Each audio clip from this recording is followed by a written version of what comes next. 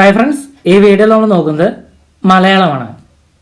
PSC പരീക്ഷകളിൽ ചോദിക്കുന്ന മലയാളം. അത് മുൻവർഷ ചോദ്യപേപ്പറുകളിൽ നിന്നാണ് നമ്മൾ പഠിക്കുന്നത്. ഇത് LDC 2014 മലപ്പുറം ജില്ലയിൽ ചോദിച്ച പ്രധാനപ്പെട്ട ചോദ്യങ്ങളും അവയുടെ ഉത്തരങ്ങളുമാണ്.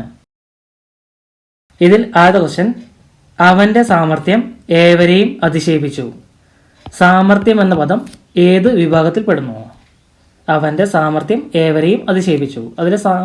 അതിലെ സാമർഥ്യം എന്ന പദം ഏത് വിഭാഗത്തിൽ പെടുന്നു എന്നാണ് ചോദ്യം. തദ്ധിതം. ഇതിലെ സാമർഥ്യം എന്ന വാക്ക് തദ്ധിതം എന്ന വിഭാഗത്തിലാണ് പെടുന്നത്.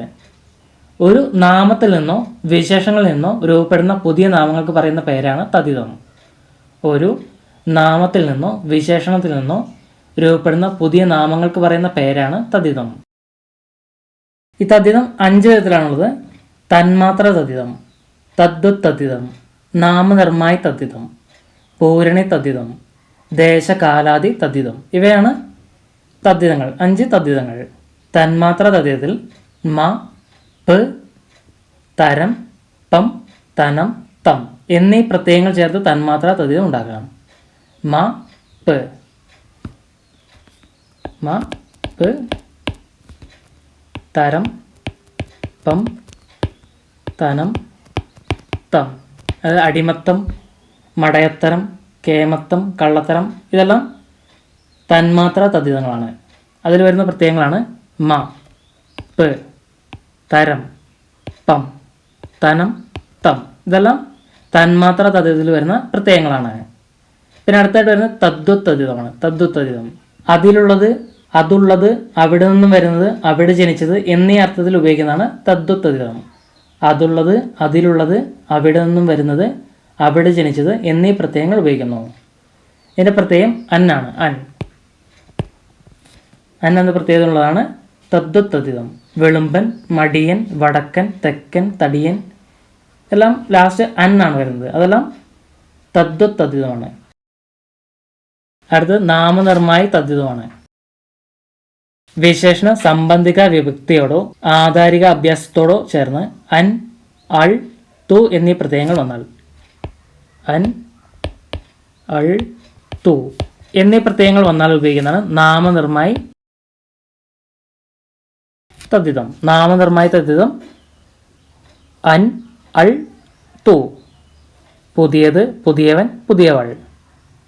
പുതിയത്, പുതിയവൻ, പുതിയവൾ. ഇതൊക്കെ അൻ, അൾ, തു ഇതൊക്കെയാണ് അവസാനം വരുന്നത്. അതുകൊണ്ട് ഇതെല്ലാം നാമനിർമ്മായി തദ്ധിതമാണ്.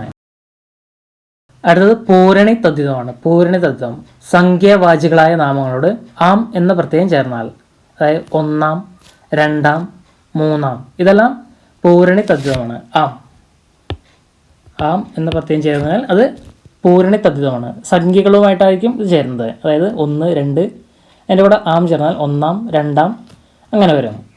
പിന്നെ അടുത്തായിട്ട് വരുന്നത് ദേശകാലാദി തദ്ധിതമാണ്. ദേശകാലാദി തദ്ധിതം ദേശം, കാലം, അളവ് എന്നിവയെ സൂചിപ്പിക്കാനായി ആ, ഇ, എ എന്നീ ചുട്ടെഴുത്തുകളോട് ര്, ന്, ത് എന്ന് ചേർത്താൽ ദേശകാലാദി തദ്ധിതമായും.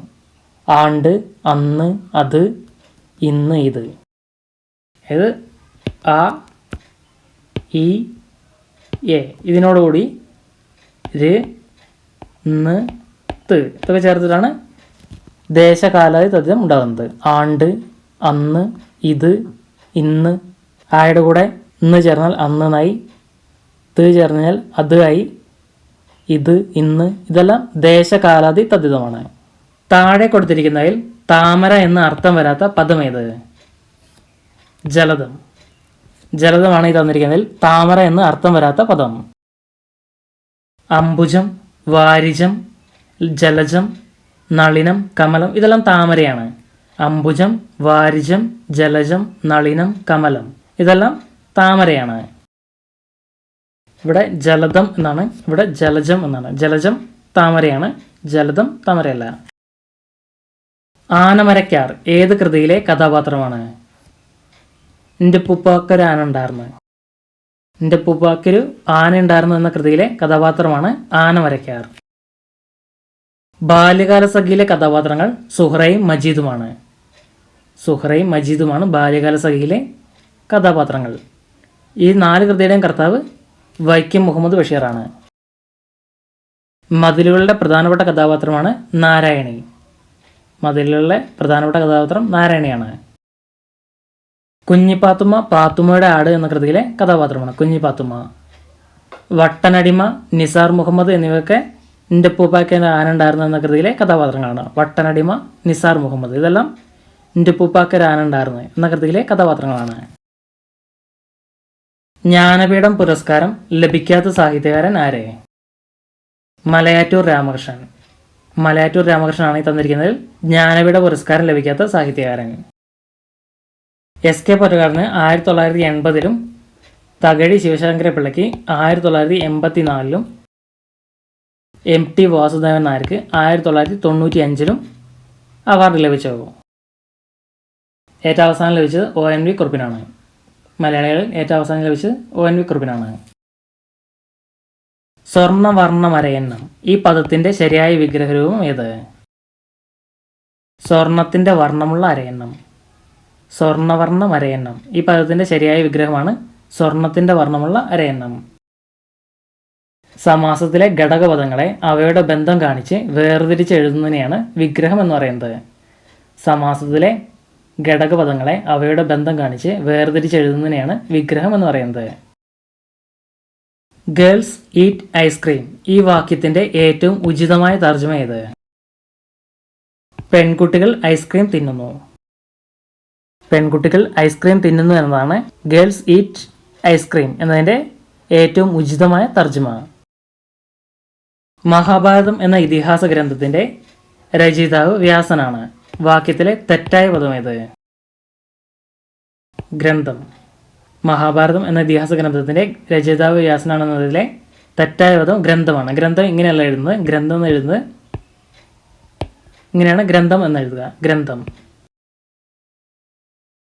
അടുത്തായിട്ട് നമ്മൾ നോക്കുന്ന പേപ്പർ LDC 2014 പാലക്കാട് ജില്ലയിൽ ചോദിച്ച ക്വസ്റ്റ്യൻ പേപ്പറാണ്. ഇതിലാദ്യത്തെ ക്വസ്റ്റ്യൻ, MT വാസുദേവൻ നായർക്ക് വയലാർ അവാർഡ് നേടിക്കൊടുത്ത കൃതി ഏത്? രണ്ടാമൂഴം. രണ്ടാമൂഴമാണ് MT വാസുദേവൻ നായർക്ക് വയലാർ അവാർഡ് നേടിക്കൊടുത്ത കൃതി. 1985-ലാണ് രണ്ടാമൂഴം എന്ന കൃതിക്ക് വയലാർ അവാർഡ് ലഭിച്ചത്. പരീക്കുട്ടി താഴെ പറയുന്നവരിൽ ഏത് കൃതിയിലെ കഥാപാത്രമാണ്? ചെമ്മീൻ. ചെമ്മീൻ എന്ന കൃതിയിലെ കഥാപാത്രമാണ് പരീക്കുട്ടി. തകഴി ശിവശങ്കരപ്പിള്ളയുടെ ഒരു കൃതിയാണ് ചെമ്മീൻ. തകഴി ശിവശങ്കരപ്പിള്ളയുടെ കൃതിയാണ് ചെമ്മീൻ. ചെമ്മീൻ എന്ന കൃതിയിലെ മറ്റ് കഥാപാത്രങ്ങൾ ചെമ്പൻകുഞ്ഞ്, പളനി, കറുത്തമ്മ, പരീക്കുട്ടി എന്നിവരാണ്. ചെമ്പൻകുഞ്ഞ്, പളനി, കറുത്തമ്മ, പരീക്കുട്ടി എന്നിവരാണ്. ഉമ്മാച്ചു PC കുട്ടിക്കൃഷ്ണൻ അഥവാ ഉറൂബ് എഴുതിയ കൃതിയാണ്. ഉമ്മാച്ചു എന്നത് PC കുട്ടിക്കൃഷ്ണൻ അഥവാ ഉറൂബ് എഴുതിയ കൃതിയാണ്. ബീരാൻ, മായൻ, ഉമ്മാച്ചു എന്നീ കൃതികൾ ഉമ്മാച്ചു എന്ന നോവലിലാണ്. ഉമ്മാച്ചു എന്ന നോവലിലാണ് ബീരാൻ, മായൻ, ഉമ്മാച്ചു. MT വാസുദേവൻ നായരും NP മുഹമ്മദും ചേർന്നെഴുതിയ നോവലാണ് അറബി പൊന്ന്.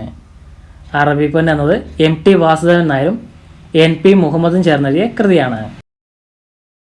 ബാല്യകാലസഖി വൈക്കം മുഹമ്മദ് ബഷീർ എഴുതിയ ഒരു കൃതിയാണ് ബാല്യകാലസഖി. മജീദും സുഹറയുമാണ് ഇതിലെ കഥാപാത്രങ്ങൾ. മജീദും സുഹറയും. അടിമത്തം ഏറ്റുവാങ്ങുന്നത് ഏതൊരാൾക്കും ഭൂഷണമല്ല ഈ വാക്യത്തിലെ തെറ്റായ പ്രയോഗം ഏത്? ഈ അടിമത്തവും ഭൂഷണവും തെറ്റാണ്. അടിമത്തവും ഭൂഷണവും തെറ്റാണ്. ഇതിങ്ങനെയല്ല എഴുതുക, അടിമത്തം. ഇതാണ് അടിമത്തം. ഇത് ഭൂഷണമല്ല എന്നാണ്, ഭൂഷണമല്ല എന്നാണ് പറയുക, ഭൂഷണമല്ല. ചതിയിൽപ്പെടുത്തുക എന്നർത്ഥം വരുന്ന ശൈലി ഏത്? PSCയുടെ ഉത്തരപ്രകാരം ചെണ്ട കൊട്ടിക എന്നാണ് ഇതിന് ആൻസറായി വന്നിരിക്കുന്നത്. PSCയുടെ ആൻസർ പ്രകാരം ചെണ്ട കൊട്ടികയാണ് ശരി. ചെണ്ട കൊട്ടിക എന്ന ശൈലിയുടെ അർത്ഥം അപമാനിക്കുക എന്നാണ്. ശരിക്കും ചെണ്ട കൊട്ടിക എന്ന് പറഞ്ഞാൽ അപമാനിക്കുക എന്നാണ് അർത്ഥം. എന്നാൽ PSCയുടെ ആൻസർ പ്രകാരം ചതിയിൽപ്പെടുത്തുക എന്നതിനെ ചെണ്ട കൊട്ടിക എന്നാണ് പറയുക. നക്ഷത്രം എണ്ണിക്കുക എന്ന് പറഞ്ഞാൽ കഷ്ടപ്പെടുത്തുക എന്നാണ് അർത്ഥം. നക്ഷത്രം എണ്ണിക്കുക എന്ന് പറഞ്ഞാൽ കഷ്ടപ്പെടുത്തുക. ഉണ്ടചോറിൽ കല്ലിടുക എന്നാൽ നന്ദികേട് കാണിക്കുക എന്നാണ് അർത്ഥം. ഉണ്ടചോറിൽ കല്ലിടുക, നന്ദികേട് കാണിക്കുക. ഗണപതിക്ക് കുറിക്കുക എന്നാൽ തുടക്കം കുറിക്കുക എന്നാണ് അർത്ഥം. ഗണപതിക്ക് കുറിക്കുക എന്നാൽ തുടക്കം കുറിക്കുക എന്നാണ് അർത്ഥം വരുന്നത്.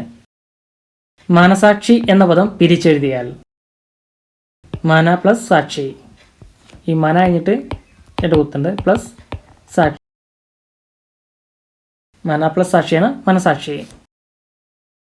പഠിക്കാൻ മിടുക്കനായ കുട്ടിയാണ് ശ്രീഹരി. ഇതിൽ നാമവിശേഷണമായി വരുന്ന പദം ഏത്? മിടുക്കനായ. ശ്രീഹരി എന്നതാണ് നാമം, അതിൻ്റെ വിശേഷണമായിട്ട് വരുന്നത് മിടുക്കനായ എന്നതാണ്. പഠിക്കാൻ മിടുക്കനായ കുട്ടിയാണ് ശ്രീഹരി. ശ്രീഹരിയെക്കുറിച്ചാണ് മിടുക്കനായ എന്ന് ഇവിടെ പറയുന്നത്. അതുകൊണ്ട് നാമവിശേഷണം മിടുക്കനായ എന്നതാണ്. നാമത്തെ വിശേഷിപ്പിക്കുന്നതാണ് നാമവിശേഷണം. ക്രിയയെ വിശേഷിപ്പിക്കുന്ന ക്രിയാവിശേഷണമാണ്. താങ്കളെ ഈ തസ്തികയിൽ നിയമിച്ചിരിക്കുന്നു എന്നതിന് സമാനമായ വാക്യം ഏത്? You are appointed to the post. You are appointed to this post എന്നതാണ് താങ്കളെ ഈ തസ്തികയിൽ നിയമിച്ചിരിക്കുന്നത് എന്നതിൻ്റെ സമാനമായ വാക്യം. ഡു യു ഗെറ്റ് മീ എന്നതിൻ്റെ ഉചിതമായ മലയാള തർജ്ജമ ഏത്? നിങ്ങൾക്ക് ഞാൻ പറഞ്ഞത് മനസ്സിലായോ? നിങ്ങൾക്ക് ഞാൻ പറഞ്ഞത് മനസ്സിലായോ എന്നതാണ് ഡു യു ഗെറ്റ് മീ എന്നതിൻ്റെ ഉചിതമായ മലയാളം തർജ്ജമ. താഴെ കൊടുത്തിരിക്കുന്നതിൽ സർപ്പം എന്നർത്ഥം വരാത്ത പദം? നാഗം.